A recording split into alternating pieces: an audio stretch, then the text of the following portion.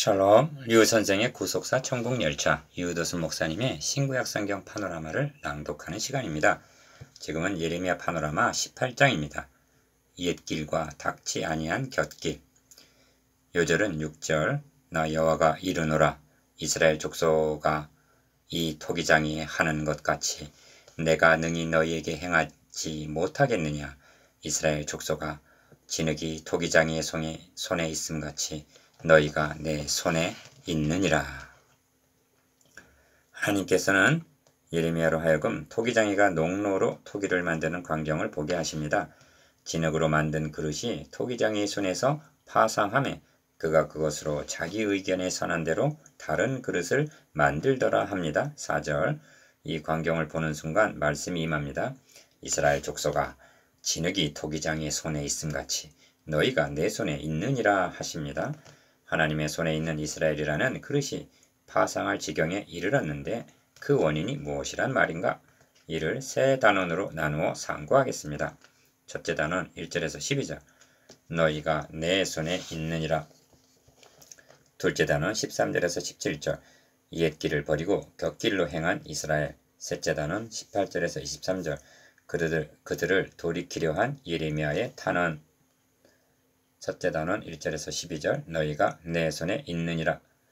그러므로 이제 너는 유다 사람들과 예루살렘 거민들에게 말하여 이르기를, 여호와의 말씀에 보라, 내가 너희에게 재앙을 내리며 계책을 베풀어 너희를 치려 하노니 너희는 각기 악한 길에서 돌이키며 너희 길과 행위를 선하게 하라 하셨다 하라. 11절, 진흙이 토기장의 손에 있음같이 너희가 내 손에 있느니라는 말씀은 그들에게 향하신 절대 주권이 하나님에게 있음을 나타냅니다. 1. 토기장이가 그릇을 만들다가 의도대로 되지 않으면 즉 토기장이 손에서 파상함에 4절 상반절. 2. 그것으로 자기 의견에 선한 대로 4절 중반절. 3. 다른 그릇을 만들더라 합니다. 4절 하반절. 지금 이스라엘의 실상이 파상한 그릇과 같다는 것입니다. 그러므로 하나님의 의견에 선한 대로 다른 그릇을 만드시려는 것입니다. 그런데 여기 조심해야 할 점이 있습니다. 진흙으로 만든 그릇이 토기장의 손에서 파상한 것은 진흙의 책임이라기보다는 토기장의 잘못일 수가 있다는 점입니다.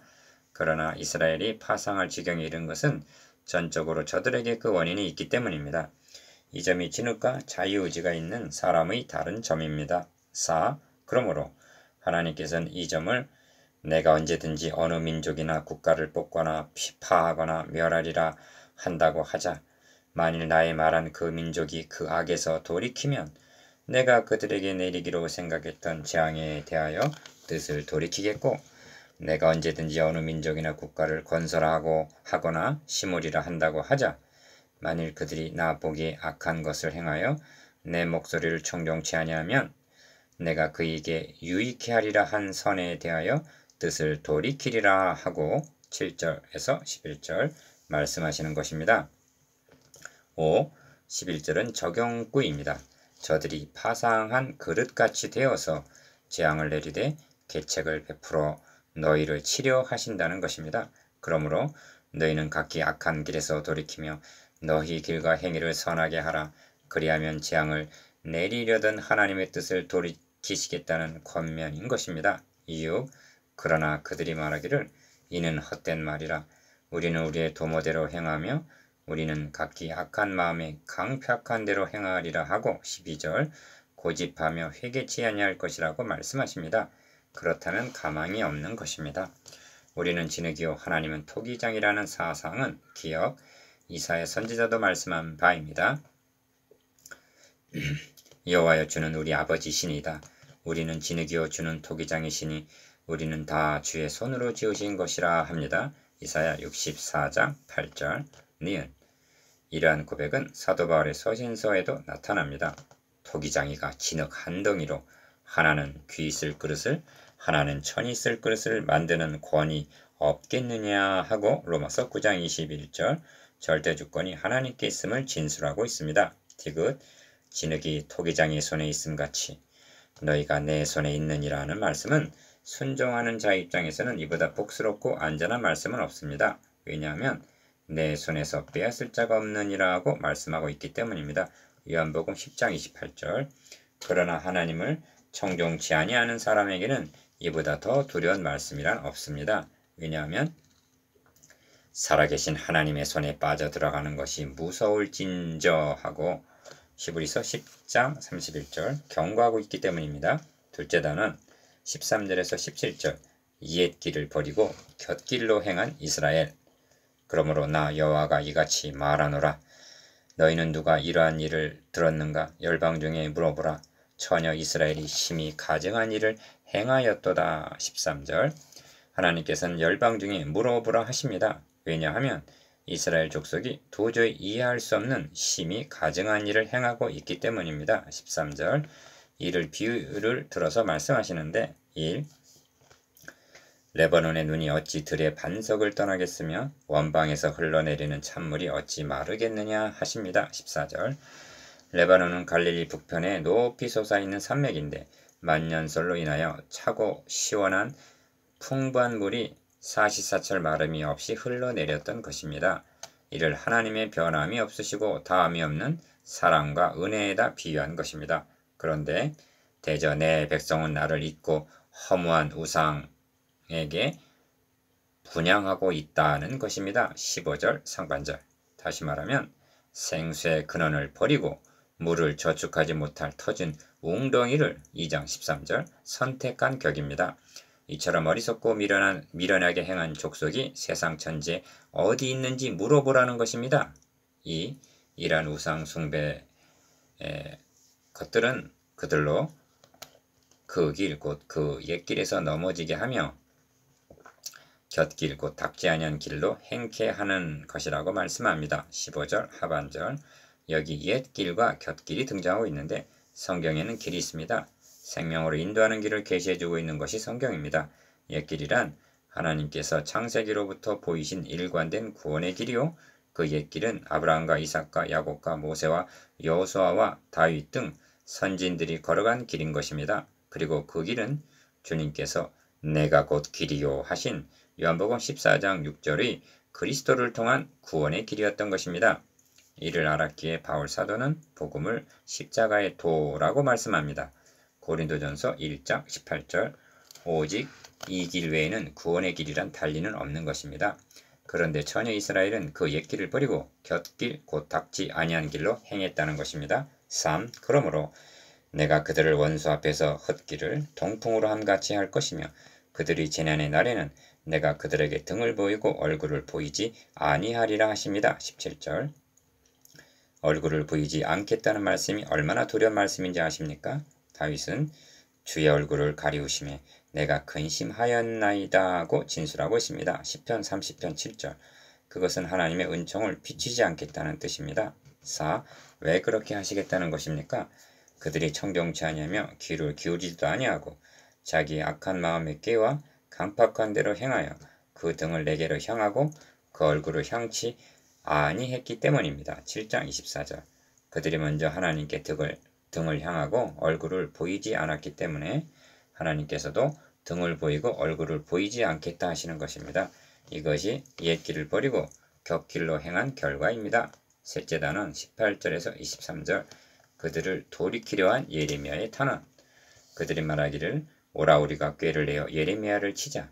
제사장에게서 율법이 지혜로운 자에게서 모략이 선지자에게서 말씀이 끊어지지 아니할 것이니 오라 우리가 혀로 그를 치고 그의 아무 말에도 주의치 말자 하나이다. 18절.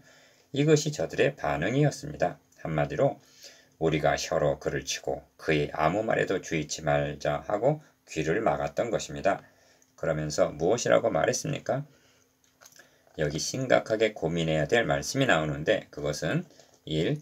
제사장에게서 율법이 2. 지혜로운 자에게서 모략이 3.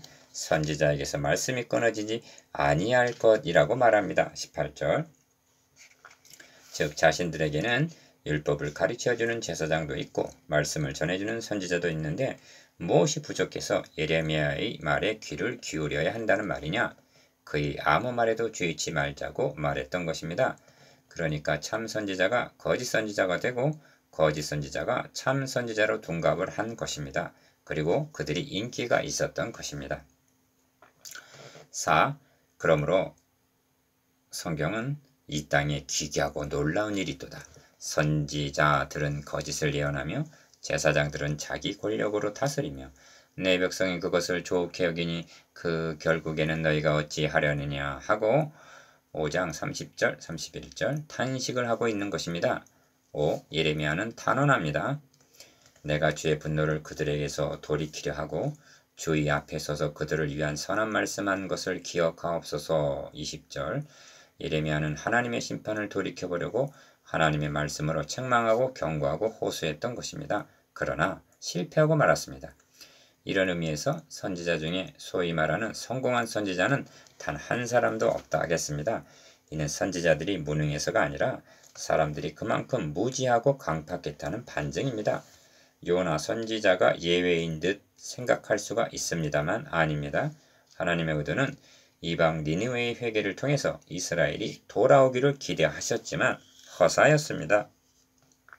6. 예레미야 선지자는 21절에서 23절까지 해서 그러하온즉 그들의 자녀를 기근에 내어 주시며 그들을 칼의 세력에 붙이시며 그들의 아내들은 자녀를 잃고 과부가 되며 그 장정은 사망을 당하며 그 청년은 전장에서 칼을 맞게 하시며 라고 말합니다. 이를 저주하는 기도로 여겨서는 부족합니다. 선지자의 기도에는 예언적인 요소가 있는 것입니다. 노아가 셈이 하나님을 찬양하고 가나안은 저주를 받아 종들의 종이 되기를 원하노라 한 것이나 창세기 9장 25절 26절 야곱이 홀이 유다를 떠나지 아니하며 한 말은 창세기 49장 10절 선지자적인 예언이었던 것입니다. 예레미야 선지자의 예언적인 기도가 그대로 응하고 말았던 것입니다. 혀들의 전쟁 본장에서 특별히 그 옛길에서 넘어지게 하며 격길고 닦지 아니한 길로 행케 하여라는 15절 말씀을 명심해야만 합니다. 이런 일은 예레미야 당시만의 일이 아니라 성경의 전 역사에 걸쳐 되풀이되고 있습니다. 왜 그렇습니까? 인류의 시조가 속은 것처럼 간사한 사탄의 괴계에 속고 있기 때문입니다. 주님 당시를 보십시오. 대제사장, 서기관, 장로, 바리새인들은 가장 경건한 자로 여겨 존경받는 인물들이었습니다. 그러나 주님은 그들을 가리켜 너희는 너희 아비 마귀에게서 났다고 지적하십니다. 요한복음 8장 44절 뱀들아 독사의 새끼들아 너희가 어떻게 지옥의 판결을 피하겠느냐 하십니다. 마태복음 23장 33절 교회사에 있어서도 종교개혁을 일으켜야만 했던 중세기는 어떠했습니까? 그리고 이 일은 현대교회와 무관할 수가 없습니다. 우리는 지금 어디에 서 있는가? 현대주의 이후 포스트 모더니즘에는 무엇이 올 것인가? 이는 종교 다원주의가 등장하고 있습니다. 타 종교에도 구원이 있음을 인정해야만 한다고 말합니다. 얼마나 듣기 좋은 말입니까? 그러면서 이런 궤변을 말합니다. 구원은 오직 그리스도로 말미암아 주어지는 것인데 유대 나라에는 예수로, 인도에는 석가로, 공자로, 마호메스로 왔다는 것입니다. 이런 주장은 기독교 밖에서 주장하고 있는 것이 아니라 교역자를 양성하는 신학자들이 주장하는 말이요. 신학생들은 이를 옹호하고 있습니다. 이것이 하나님께서 아브라함의 자손으로 그리스도를 보내셔서 천하 만민을 구원하시겠다는 옛길입니까? 겹길고 닦지 아니한 길입니다. 이보다 더 무서운 혼합종교가 달리 무엇이 있겠습니까? 우리는 지금 그 한가운데 서 있는 것입니다. 한마디로 부언할 말이 있습니다. 저들은 오라 우리가 혀로 그를 치자 하고 18절 말하고 있다는 점입니다. 저들의 무기가 혀라고 말하고 있습니다. 그렇습니다. 영적 싸움이란 혀들의 전쟁인 것입니다. 왜 그렇습니까? 성경은 답변합니다. 성령의 검 곧 하나님의 말씀을 가지라. 에베소서 6장 16절 그러므로 사도 바울이 내가 선한 싸움을 싸웠다는 싸움은 혀로 싸운 비진리와의 싸움이었던 것입니다. 여러분의 혀로 이 싸움을